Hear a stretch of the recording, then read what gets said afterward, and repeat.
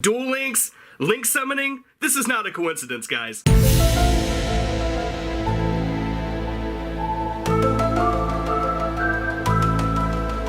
YugiNoNo! Guest starring Divinator! So Yu-Gi-Oh! Has been turned upside down once again. The new link summoning mechanic, changes to the pendulum zones, as well as the new extra deck monster zones are going to create some interesting card interactions. In this video, we're going to be listing off our top 10 cards that will definitely lead to some strange game mechanics and card rulings. SEISMIC Shockwave. This is a continuous trap just for dinos. Due to the pendulum zone moving to the main spell and trap zones, this card can potentially lock out the placement of scales. With the new rules, the two end spell and trap card zones aren't pendulum zones until a pendulum monster is placed in them. So with this trap, you can literally lock your opponent out of activating pendulum scales. Or if they've already activated their scales, you can lock out your opponent from being able to use their middle 3 zones. So either way, this card can be extremely detrimental to your opponent. Okay, so now we have blasting thieves. With link monsters placing importance on columns, columns are now on everybody's mind, which is the dirtiest kind of joke. Okay, my question is whether it counts the extra zone as part of the activation condition. If not, is the extra space even part of a column? It probably doesn't count the extra zone as it says for, but also if the link monster isn't part of a column, then how do the arrows work? They have to be part of the column for the arrows to make contact with the zones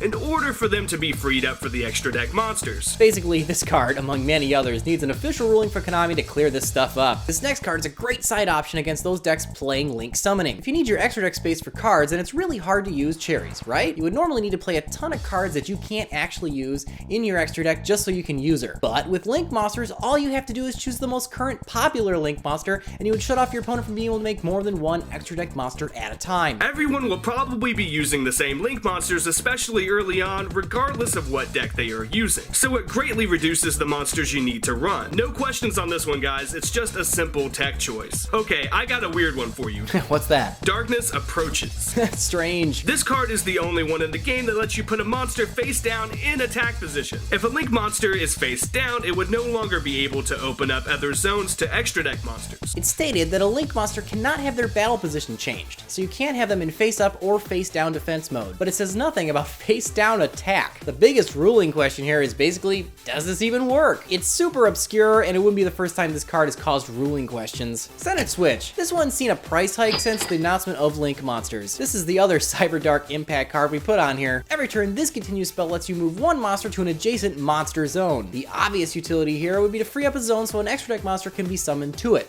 as well as letting you manage monster placement for possible future column-based link mechanics. What cracks me up is how this card has really only seen play to target Maiden with Eyes of Blue. I guess I would be curious to know if you can move monsters in and out of the extra deck monster zone with it. The main monster zone below the extra zone is adjacent to it by the definition of the word, so it's possible. This card could let you play multiple extra deck monsters without actually needing a link monster if you're able to do this. Regardless of how it's ruled, I bet the hype on this card will drop tremendously when people figure out you really don't need it to get link summoned monsters to work. Okay, so now to the other hype card, Ground Collapse. This only lets you target monster zones and make them unusable. If you target the extra deck monster zone, you block your opponent from using their extra deck at all. I've been thinking this one over. I wonder if you even can target an extra zone. I would assume Konami would rule that you can't, because it doesn't seem to be in the spirit of the card. If so, it's still a decent card because even if you can't hit the extra zone itself, you could target the monster zones the link monster points to and floodgate their extra deck that way. Now that we got the two cards out of the way that everyone is talking about, it's time for the fun stuff. What do you have in mind? Oh my. Ghost Trick's so cute, boss. Hear me out. Unlike Ground Collapse, this one is the most likely to be ruled that it can be used on the extra zone. By detaching from her, you can pop one monster with an attack less than or equal to all the Ghost Tricks on the field combined, including herself. But the kicker here is that she states that the zone the monster was in cannot be used as long as she remains on the field. I like this. Where Collapse may be ruled that it can only hit main monster zones, that ruling couldn't be used here because you can destroy any monster that falls under the attack limit. If that monster happens to be the active link monster, it should be destroyed and its zone locked out. The only way for this card to be ruled like Ground Collapse is if Konami literally comes down and says, "Because we said so." Number 3 is Flying Cock. What? Flying C summons itself to your opponent's side of the field when they summon a card, and prevents them from performing an Xyz summon. Use this in response to the Link summon, and you can block them from extending their plays. As a bonus, there's nothing stopping you from physically placing this in a zone that the Link monster opens up, essentially floodgating them and literally being in the way. The only issue would be synchro plays, but depending on the amount of zones the Link monster they played opened up, they might not be able to even do that. Next up is a card from an archetype that I hate. What's that spell? OJAMA!